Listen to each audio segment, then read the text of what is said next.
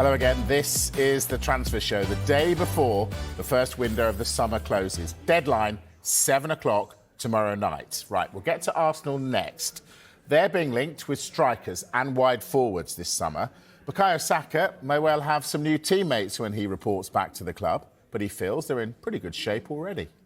We all know there's a lot of speculation around us and who we're signing this summer, but I think, once that's all done at the end of the summer, the relationships that I need to work on, I'll work on at the training ground, at the Emirates and wherever we're playing. But I do think I have a good relationship with a lot of the players that I play with, including here and also at my club. So, yeah, I think I'm in a good place with that.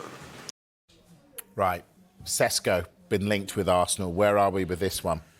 It looks like it's developing, this one, because Arsenal have held initial talks with RB Leipzig over the signing of Benjamin Sesko. They've been exploring what kind of finances it would take to do a deal. Now, it's understood that Leipzig, even though there was a release clause associated with Sesko, I think there is loosely a release clause, but it's so high that it would have to be negotiated anyway.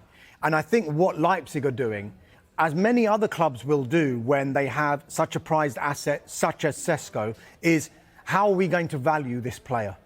And sometimes they will compare with other players in the market. So, like you would selling a house, buying a house. Exactly. So it's our information. Players like Hugo Ekitike and Alexander Isak are maybe players that RB Leipzig are saying, well, if they're worth that much, then Sesko is worth this much. And we think that it's going to take around £80 million to get Sesko. There might be a bit of a negotiation associated with that. And of course, £80 million sounds a lot, but then when you break it down over the course of a contract, it gets broken down into instalments. So it is quite manageable, even though the final fee is still quite high. But that's what they will be discussing.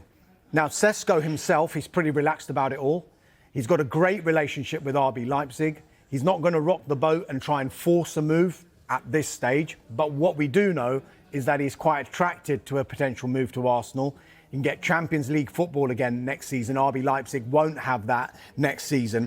And it's also thought that he is really flattered that Arsenal have maintained this long-standing interest in him. Because if you go back to January, when you consistently asked me the question, are they going to sign a striker? His name always did come up because they've always looked at him. That said, they are looking at other players as well. And Viktor Gyokeres is another player that Arsenal have been looking at and doing due diligence on. I just wanted to talk about him. So we've spoken about him with Manchester United. Could Arsenal nip in and nick him? There have been lots of reports that there's a bit of a split at Arsenal in the sense that Andrea Berta, the new sporting director, may want Gyokeres, whereas Mikel Arteta is leaning more towards Sesko.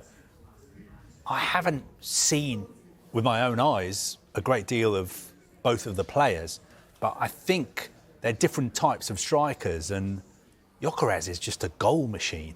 I mean, his record at Sporting is incredible, and in every big game, he scores goals. Right. Title decider, he scores. Look at Cup these. final, he scores. Look at these stats, right? Now, we've been asking, window after window, are Arsenal going to sign a striker? And they've consistently said, we are waiting. We're not going to just buy anybody. We're going to wait for the right person. Look at those stats. Is Benjamin Sesko the right person for Arsenal? Explain. I mean, look, if you've got to compare the leagues they're playing in as well. Gyokeres, no doubt about it. I mean, that is a phenomenal record. 66 games and 68 goals with 17 assists compared to 64 games, 27 goals and 7 assists for Sesko. However, you've got to look at the age profile as well. And it won't just be black and white stats that Arsenal and other clubs will look at when they're trying to sign a player. So they might have a look at Sesko and think, you know what, we've seen enough for there to be such a high ceiling for this player. Gyokeres, of course, it's clear that he is, as Carve said, is a goal machine, and you might be buying the ready-made, finished article if you were to sign him. Don't Arsenal need that, though? But you could also argue he has never played in the Championship for Coventry, where he was brilliant, and then he's played in the Portuguese league. So Sesko has gone to the Bundesliga, widely renowned as one of European football's top 5 leagues. So they might take that into account as well. But Arsenal might see his ceiling as being a lot higher than maybe Gyokeres, simply because, one, of how he's playing, but also because of his age profile as well. Yeah, I get that. Is there the possibility, though, Carve, that Arsenal might go for the younger man whose stats are clearly a lot worse than Gyokeres's and end up like Man United did by buying a striker on potential and not being the finished article? I mean, first of all, I'm not a great fan of stats. I think Our stats man's gutted now. Glad we put that worked one hard up. on that. Glad we put that one up for you to compare. I think one stat that's really important is age. Sesko's obviously 5 years younger, I think, so would have more of a resale value. But you need to look in depth at how Sporting play and how Leipzig play. Sporting are the best team in Portugal. I imagine the way they play, they dominate the ball in a lot of games. They have excellent creative players whose job is simply to create chances for Gyokeres. And Gyokeres is a fantastic finisher, and that's why playing in the best team in Sporting, he's scoring so many goals. Leipzig are not the best team in Germany, and they may not be set up just to create chances for Sesko. His role in that team might be totally different to Gyokeres' role at Sporting. Now, Arsenal have got a very good, large recruitment, data analysis department, and I'm sure they've been watching a lot of these two players as well as lots of other strikers they've been targeting, and they will have been poring over the numbers and the data, analysing it, presenting it to Mikel Arteta and his closest advisors at the club, and they will make the decision. I don't think you can just go by that graphic or that stat and say that proves that Gyokeres is better than Sesko. I think there's more to it than that. It's difficult to compare. With all due respect to the people who create stats, because they do a fantastic Too late job. now. It's too late. It's also difficult to compare the example you gave with Rasmus Højlund, because if you look at, going back to these stats, that Sesko's played 64 games for RB Leipzig. When Manchester United signed Rasmus Højlund, it was off the back. Yes, he'd been at Copenhagen and Sturm Graz, but in one of European football's top leagues, Serie A, at Atlanta, he spent one season there, made 20 league starts. And off the back of that, United decided, right, we've seen enough for us to buy this player. But I think it's been widely thought that he should have been a player who could have learnt from an experienced striker. Instead, he's literally been thrown in and been asked to be Manchester United's main man. It's difficult enough being the number 9 at Manchester United at 20 years of age when he joined. How hard is that? Add to that, and I know I'm trying to defend Rasmus Højlund here, but That's add fair to enough. that the 2 pre-seasons, he didn't have a pre-season when he joined, and his second pre-season, he actually started on flames in that pre-season, and then he got a really bad hamstring injury and missed the start of last season. He was actually on flames. Some say, yeah. Fair enough. Yeah. All right. So it's difficult to compare. Yeah, no, I get it. The fact that Rasmus and Benjamin Sesko, because I think Sesko probably at this stage of his career is further in his development than Rasmus Højlund was when he joined Manchester United. And you were saying, like, if Rasmus Højlund was playing for Sporting last season, he probably would have scored 25, 30 goals.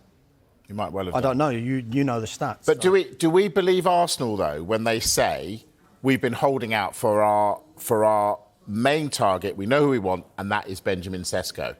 Did they really hold out for Benjamin Sesko looking at those stats? We said, didn't we, in January, that they were trying to do a deal for Sesko, but at that time, it was difficult because Leipzig was still going quite well involved in a number of competitions, and they were trying to get into the Champions League for next season. They probably thought we've got more of a chance if Benjamin Sesko's at the club. And the amount of money that Arsenal would have had to have spent in January compared to trying to do a deal in the summer, we've explained this all the time when we speak in a January transfer window, why clubs sometimes are quite reticent to do a deal because the price goes up in a January transfer window, it feels. But when you take a step back in the summer, it's actually quite easier to do a deal than it is in the middle of a season.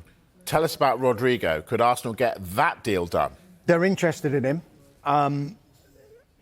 Could he be the odd man out at Real Madrid? It certainly feels that way. But as it stands, I mean, this could change. And Carve will be there for the FIFA Club World Cup out there in the States. But as it stands, he's going to be part of the Real Madrid squad that goes and plays in that FIFA Club World Cup. Again, and I know I've said it before with the likes of Sesko, Rodrygo's one of a number of players that Arsenal are looking at in those attacking positions. They like Nico Williams from Athletic Bilbao, who doesn't. Morgan Rogers has even been internally discussed from Aston Villa as well. Leroy Sané, I know Carve said, has been offered to Arsenal and to Tottenham as well from Bayern Munich. So definitely there is an interest. Definitely they do want to strengthen in that position. And I know he plays predominantly on the right-hand side, and people will say, why would he come to Arsenal? Look who's on the right-hand side for Arsenal. You are not going to knock Bukayo Saka out of the team. However, I think Arsenal are quite attracted to the fact that Rodrygo can play along the front line. So he can play on the left, he can play on the right, and he can play in the middle. Casi a producto nuevo por semana, producto bonito que, por supuesto, pues siempre invitamos a la gente a que consuma. Si queréis encontrarlo en kingsleague.pro, pues ahí tenéis las nuevas chaquetas training y también esas camisetas especiales con detalles dorados que llevan todos los equipos. Oye, ustedes tendrán más memoria que yo, pero ¿cuánto quedaron la última vez que se enfrentaron ellos? 3-4 ganó 1K. 3-4. En el histórico de estos dos equipos, el que gane desempata, porque han ganado 2. El X Buyer Team ha ganado 2. 1. Becker se lleva el rebote. Becker para marcar. Becker. El rechazo de Arnaldo. ¡Vamos! ¡Vamos! ¡Gol! ¡Vamos, Pablo! ¡Qué suerte! Mascarra en el Cooper Arena. Gol de Pablo Becker. No será capaz, ¿no? ¡No será capaz! ¡Qué cabrón! ¡Qué cabrón! A ver Si sale el sacan 2. más de 3, se quedan sin trabajo. Mira, muy ¡Hombre! bien. Dos, ¿Cómo bien. valoran el trabajo? Bien. Ahí está ese ataque por parte del X Buyer Team. El toque dentro de Becker. Puede marcar Carbó. ¡Gol! ¡Gol!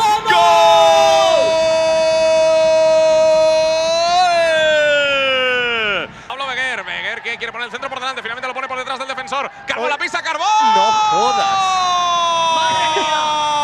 ¡Es el mejor de esta puta competición! ¡Por algo es el Corona de Oro! China la juega atrás, no se decidió a tirar. Granero busca su perfil, Granero. Golazo. ¡Gol! De 1K. Marca Granero. Y sí, otra vez lo ha vuelto a hacer. Buller, mira, no, Gol doble. Gol doble, claro, porque tiene sanción. Ah, claro, vale. Sanción, efectivamente. Grande. Claro que sí. Bueno, sinceridad ante todo. Ahí está. Juanma el toque. ¡Gol! Vale. ¡Velillas! ¡Gol!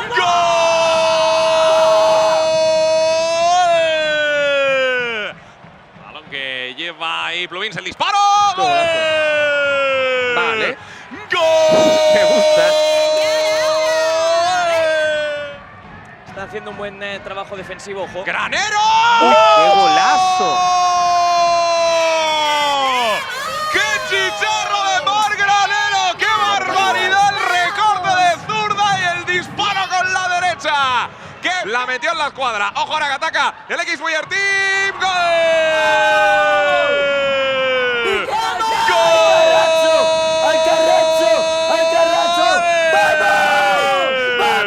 ¡Del X Buyer Team!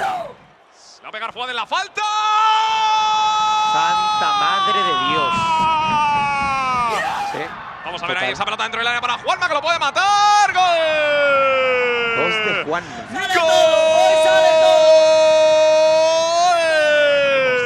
Sí, no podía ser otro que Roger Carbó. No sé si te imaginabas que tu vuelta iba a ser de esta manera.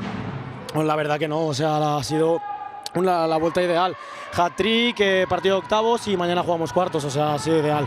Aunque el trabajo no, o sea, me lo llevo yo, pero el trabajo es de todos. Hemos trabajado mucho y al final los resultados se han visto reflejados en el campo, así que muy contento. Parecía o puede parecer que sois el rival más débil por todas las bajas, pero en los pasillos se comenta que nadie quiere enfrentarse a vosotros. Bueno, a ver, yo escuché una persona que dijo de Gigantes que quería enfrentarse a nosotros. Así que mañana a las 9 no te preocupes, que estaremos aquí con muchas ganas. Y más después de esas declaraciones. ¿Sabes por quién voy? Yo no lo sé quién es. No lo voy a decir, esta persona lo sabe. Bueno, pues enhorabuena. Muchas gracias.